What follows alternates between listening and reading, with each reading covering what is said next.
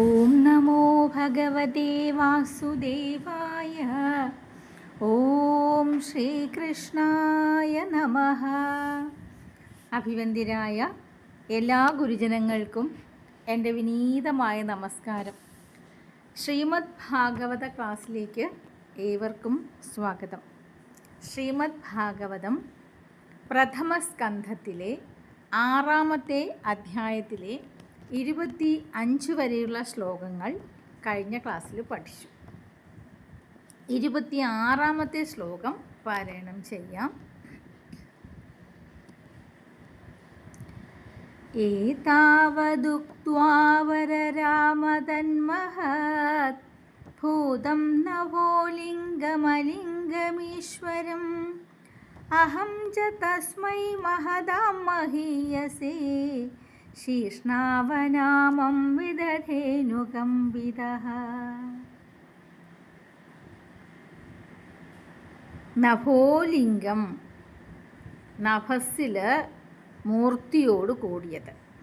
അലിംഗം, അതായത് കാണാൻ സാധിക്കാത്തത്. ഈശ്വരം, എന്നാൽ എല്ലാറ്റിനെയും ഭരിച്ചുകൊണ്ടിരിക്കുന്നത്. അങ്ങനെയുള്ള തത് മഹദ്ഭൂതം, ആ മഹാഭൂതം, ഏതാവത് ഇത്രമാത്രം ഉക്ത്വാ പറഞ്ഞിട്ട്, ഉപരരാമ ഉപരമിച്ചു, അതായത് വിരമിച്ചു. അഹം ച ഞാനും, അനുകമ്പിതഃ അനുകമ്പയ്ക്ക് പാത്രീഭൂതനായിട്ട്, മഹതാം മഹീയസേ മഹാന്മാരിൽ വച്ചും മഹാനായിരിക്കുന്ന, തസ്മൈ അവനായിക്കൊണ്ട്, ശീഷ്ണ അവനാമം ശിരസ്സുകൊണ്ട് നമസ്കാരത്തെ വിദധേ ചെയ്തു. ഏതാവത് ഉക്ത്വാ ഉപരരാമ തത് മഹദ്ഭൂതം നഭോലിംഗം അലിംഗം ഈശ്വരം. ആകാശത്തിലാണ് സ്വരൂപം. കേട്ടതാണ് പറയുന്നത് അല്ലേ, ഭഗവാന്റെ ആ വാണി. അതിന് ആകാശത്ത് സ്വരൂപമുണ്ട്, പക്ഷേ അത് കാണാൻ സാധിക്കണില്ല, അലിംഗമാണ്. എന്നാൽ എല്ലാറ്റിനെയും നിയന്ത്രിച്ചു കൊണ്ടിരിക്കുന്നത് അതാണ്. അങ്ങനെയുള്ള ആ മഹദ്ഭൂതം ഇത്രമാത്രം പറഞ്ഞു. എന്താ പറഞ്ഞതെന്ന് കഴിഞ്ഞ ക്ലാസ്സിൽ നമ്മൾ പഠിച്ചു അല്ലേ. പറഞ്ഞിട്ട് ഉപരരാമ വിരമിച്ചു. അത് ഭഗവാന്റെ ഒരു അനുകമ്പയ്ക്ക് പാത്രീഭൂതനായിരിക്കുന്ന ഞാൻ അത്യന്തം ദുഃഖത്തോടെയും എന്നാൽ രോമാഞ്ചത്തോടു കൂടിയും ശ്രവിച്ചു. എന്തുകൊണ്ട്? മഹതാം മഹീയസേ, മഹീയസോപി മഹിതം, മഹാന്മാരിൽ വെച്ചും മഹത്ത്. മഹത്തായിട്ടുള്ള എന്തുണ്ട്? അതിലും മഹത്ത്. മഹത്തെന്ന് നമ്മുടെ ബുദ്ധിക്ക് എത്ര വരെ എത്താൻ സാധിക്കും? അതിലും മഹത്ത്. ആശ്ചര്യമെന്ന് നാം ഏതിനെയൊക്കെ പറയും? അതിലും ആശ്ചര്യം. മാധുര്യധുര്യാദവി മധുരം അല്ലേ, അത്രയും നമ്മുടെ ബുദ്ധിക്ക് ഒരിക്കലും എത്തിച്ചേരാൻ സാധിക്കാത്തത്ര മഹത്തായിരിക്കുന്ന തസ്മൈ അവനായിക്കൊണ്ട് ഇതാ ഞാൻ ശിരസ് നമസ്കരിച്ചു. ഭഗവാനെ, അതാണ് അവിടുത്തെ ഇഷ്ടം. അതാണ് എങ്കിലും അവിടുന്ന് എനിക്ക് എൻ്റെ ഹൃദയത്തിൽ ഒരിക്കലെങ്കിലും ആ ദിവ്യസ്വരൂപം കാട്ടി തന്നുവല്ലോ എന്ന് ചിന്തിച്ചു. ശ്ലോകം വായിക്കാം. ഏതാവദുക്ത്വാ പരരാമതന്മഹദ്ഭൂതം നഭോലിംഗമലിംഗമീശ്വരം അഹം ച തസ്മൈ മഹതാം മഹീയസേ ശീഷ്ണാവനാമം വിദധേനുകമ്പിതഃ. 27. നാമാന്യനന്ദസ്യ തത്ര പഠൻ ഗുഹ്യാനി ഭദ്രാണി കൃതാനി ച സ്മരൻ ഗാംഭര്യടം സ്തുഷ്ടമനാഗതസ്പൃഹഃ കാലം പ്രതീക്ഷൻ വിമദോ വിമത്സരഃ. പിന്നീട് അദ്ദേഹം എന്തു ചെയ്തു എന്നാണ്. നാമാനി അനന്തസ്യ, ഹതത്രഭ ഹനിക്കപ്പെട്ട ത്രപയോടുകൂടിയവനായിട്ട്, അനന്തസ്യ ഗുഹ്യാനി നാമാനി പഠൻ, അനന്തൻ്റെ അനന്ത മഹിമാവോടുകൂടിയ ഭഗവാന്റെ ഗുഹ്യങ്ങളായ നാമങ്ങളെ പഠിക്കുന്നവനായിട്ടും, കൃതാനി ഭദ്രാണി സ്മരൻ ചെയ്യപ്പെട്ടിട്ടുള്ള മംഗളങ്ങളെ അനുസ്മരിക്കുന്നവനായിട്ടും, ഗാം പര്യടൻ ഭൂമിയെ പര്യടനം ചെയ്യുന്നവനായിട്ടും, തുഷ്ടമനാഹ സന്തോഷിച്ച മനസ്സോടും, ഗതസ്പൃഹ ഗതയായ സ്പൃഹയോടും, അതായത് ഒന്നിനെയും ആഗ്രഹിക്കാതെയും, വിമതഃ വിഗതമായ മതത്തോടും അഹങ്കാരമില്ലാതെയും, വിമത്സരഃ വിഗതമായ മത്സരബുദ്ധിയോടും ആരോടും മത്സരിക്കാതെയും, കാലം പ്രതീക്ഷൻ കാലത്തെ പ്രതീക്ഷിച്ചുകൊണ്ട് അങ്ങനെ സഞ്ചരിച്ചു. നാരദ മഹർഷിയുടെ കഥയാണ് പറയുന്നത്. ഭഗവാൻ ഇങ്ങനെ ആ ഒരു വാണി കൊടുത്തു മറഞ്ഞു. അപ്പോൾ എന്താ ചെയ്തത്? ഭഗവാന്റെ ആ മഹിമ, അനന്തമഹിമാവായ ഭഗവാന്റെ ഓരോ ലീലകളെയും സൂചിപ്പിക്കുന്ന ആ നാമങ്ങളെ, ഗുഹ്യമായ നാമങ്ങളെ, രഹസ്യനാമങ്ങളെ ലജ്ജ കൂടാതെ എപ്പോഴും ഉച്ചരിച്ചുകൊണ്ട്, ഹതത്രപഹ പഠൻ, ലജ്ജയില്ല, എവിടെയും എപ്പോഴും എവിടെ ഇരിക്കുമ്പോഴും ജപിക്കും. ആര് പറയുമ്പോഴും അല്ലെ, ബഹുമാനിക്കുമ്പോഴും അപമാനിക്കുമ്പോഴും ജപിക്കും. അതാണ് എപ്പോഴും മനസ്സിൽ ഭഗവാന്റെ നാമം മാത്രം. അങ്ങനെ ജപിച്ചുകൊണ്ടും ഓരോ അവസരത്തിൽ ഭഗവാൻ തന്നെ ചെയ്തിരിക്കുന്ന മംഗളകർമ്മങ്ങളെ സ്മരിച്ചുകൊണ്ടും, ഭൂമിയിൽ പ്രത്യേകിച്ചൊരു സ്ഥലത്തും ഇരിക്കാതെ സന്തോഷിച്ച മനസ്സോടുകൂടി എന്ത് സംഭവിച്ചാലും സന്തോഷിക്കുക മഹാത്മാക്കൾ മാത്രമേ ഉള്ളൂ. സന്തോഷിച്ച മനസ്സോടുകൂടി, ഗതസ്പൃഹ ഒന്നിലും ആഗ്രഹമില്ലാത്തവനായിട്ട്, വിമതഃ അഹങ്കാരരഹിതനായിട്ട്, വിമത്സരഃ മത്സരബുദ്ധി ഇല്ലാത്തവനായിട്ട്, മനസ്സിനെ ഏകാഗ്രമായും ശുദ്ധിയോടുകൂടിയും വെച്ച് പരിപാലിച്ചുകൊണ്ട്, ഗാം പര്യടൻ ഈ ഭൂമിയിൽ അദ്ദേഹം സഞ്ചരിച്ചു. കാലം പ്രതീക്ഷൻ, ഏതൊരു കാലം? ഭഗവാൻ എപ്പോഴാണ് ഇനി പറഞ്ഞിരിക്കുന്നത്? ഇനിയൊരു ജന്മത്തിലാണ്. അപ്പോൾ ഈ ഒരു ജന്മം കഴിഞ്ഞിട്ട് വേണം അല്ലേ, അത് കഴിയുകയും വേണം. അപ്പോൾ അങ്ങനെ അത് പ്രതീക്ഷിച്ചുകൊണ്ട് അദ്ദേഹം ശരീരത്തെ വെടിയുവാനുള്ള അവസരം എപ്പോഴാണ് എന്ന് ചിന്തിച്ചുകൊണ്ടും അദ്ദേഹം അങ്ങനെ സഞ്ചരിച്ചു, അല്ലെങ്കിൽ ജീവിതം കഴിച്ചു. 27 ഒന്നുകൂടി വായിക്കാം. നാമാന്യനന്തസ്യ ഹതത്രപ പഠൻ ഗുഹ്യാനി ഭദ്രാണി കൃതാനി ച സ്മരൻ ഗാം പര്യടം സ്തുഷ്ടമനാഗതസ്പൃഹഃ കാലം പ്രതീക്ഷൻ വിമതോ വിമത്സരഃ. 28 ഏവം കൃഷ്ണമതിർബ്രഹ്മൻ അസക്തസ്യാമലാത്മനഃ കാലപ്രാദുരഭൂത്കാലേ തടിത് സൗദാമിനീ യഥാ.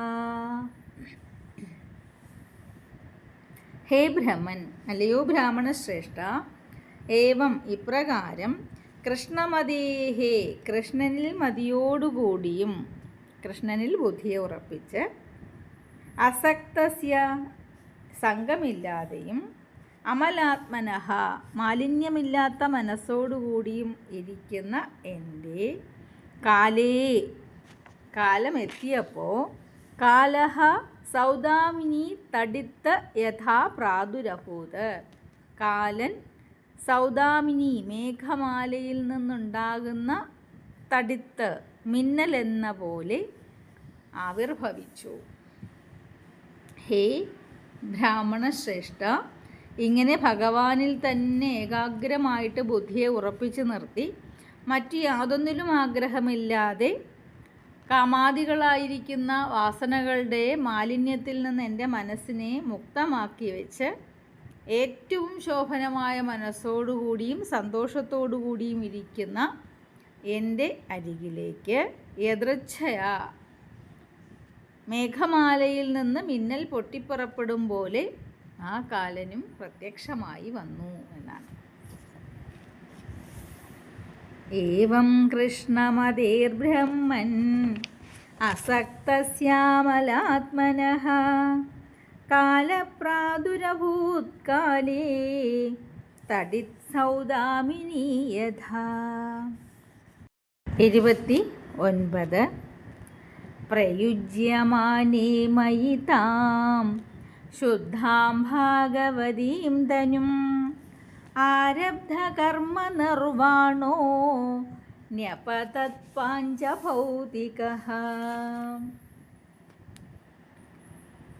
മയി എന്നിൽ ശുദ്ധാം ഭാഗവതീം താം തനും ശുദ്ധമായ ഭാഗവതീം ഭഗവാനെ സംബന്ധിച്ചതായിരിക്കുന്ന താം തനും ആ തനുവിനെ ശരീരത്തെ പ്രയുജ്യമാനെ പ്രയോഗിക്കുന്ന സമയത്തിൽ ആരബ്ധകർമ്മ നിർവാണ ആരംഭിച്ചതായ കർമ്മത്തിൻ്റെ നിർവാണത്തോടു കൂടിയതായ പാഞ്ചഭൗതിക ന്യപതത് പഞ്ചഭൂത നിർമ്മിതമായ ദേഹം പതിച്ചു. ശരീരം വെടിയുകയാണ്. നാരദ മഹർഷിയുടെ പറയുക, ആ ഭഗവാന്റെ തന്നെ പാർഷദൻ്റെ ശരീരം സിദ്ധിക്കും എന്ന് ഭഗവാൻ തന്നെ അരുളി ചെയ്തുവല്ലോ. അതിനെ അനുസരിച്ചിട്ട് ആ ഒരു ഭഗവത് പാർഷദ ശരീരത്തെ ഭഗവാൻ നൽകുവാൻ ആരംഭിച്ച സമയത്തിൽ പ്രാരബ്ധകർമ്മത്തിൻ്റെ അവസാനമായതുകൊണ്ട് പഞ്ചഭൂതങ്ങളാൽ നിർമ്മിക്കപ്പെട്ടതായ ഈ ശരീരം ഭൂമിയിൽ വീണു. അതുകൊണ്ട് എന്താ, ഭഗവാന്റെ പാർഷദനായിരിക്കുന്നതിനുള്ള ആ ഒരു ഭാഗ്യം ഉണ്ടായില്ലേ, അത് ശുദ്ധമല്ലേ, അത് നാശരഹിതമല്ലേ, അത് പതിച്ചു പോകില്ലല്ലോ. അപ്പോൾ അതിനെയാണ് പ്രതീക്ഷിച്ചിരുന്നത്. ഭഗവാന്റെ അനുഗ്രഹം കൊണ്ട് ആ ഒരു പദവിയിലേക്ക് എത്തുകയാണ്, ഭക്തി കൊണ്ട്, വിനയം കൊണ്ട്, അഹങ്കാരരാഹിത്യം കൊണ്ട്, മത്സരരഹിതമായ മനസ്സുകൊണ്ട്. ശ്ലോകം വായിക്കാം.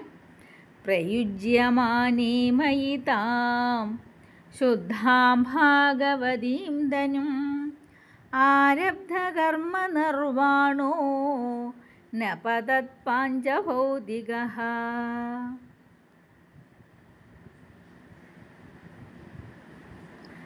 30 കൽപ്പാന്ത ഇദമാദായ ശയാനംഭസ്യുതന്വദഃ ശിശൈഷോരനുപ്രാണം വിവിശേന്ദരഹം വിഭോ.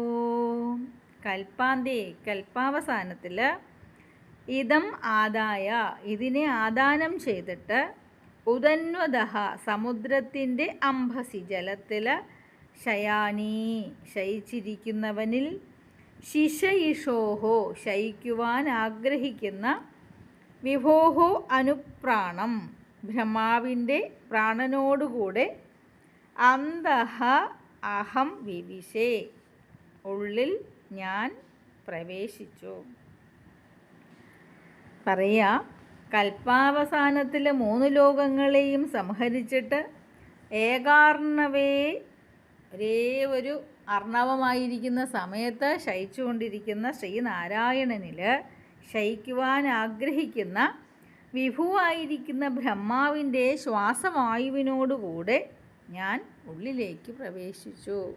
സൃഷ്ടി പഠിക്കുമ്പോൾ നമ്മൾ ഇതൊക്കെ ഓർക്കുന്നതാണ്. അപ്പോൾ കൽപ്പാന്ത കാലത്തിൽ സത്യലോകത്തിൽ നിന്നിറങ്ങിയ വിശ്വാത്മാവായിരിക്കുന്ന ബ്രഹ്മദേവൻ ചക്രായുധത്തെ ധരിച്ചിരിക്കുന്ന മഹാവിഷ്ണുവിൻ്റെ ശരീരത്തെ ആശ്രയിച്ചിട്ട് ഭഗവാനോട് കൂടി ചേർന്ന് ആ യോഗനിദ്രയെ പ്രാപിച്ചിരിക്കില്ലേ. ഇപ്പോഴും നമ്മൾ അത് പഠിക്കും. അങ്ങനെ ലയിച്ചു എന്നാണ് പറയുന്നത്. ശ്ലോകം വായിക്കാം.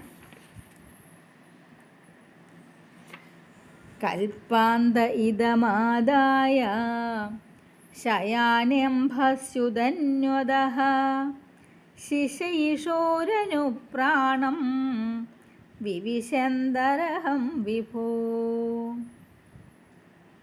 ശയാനി അംഭസി ഉദന്വദഃ ശിശയിഷോः അനുപ്രാണം വിവിശേ അന്തഃ അഹം. 31 കൂടി വായിക്കാം.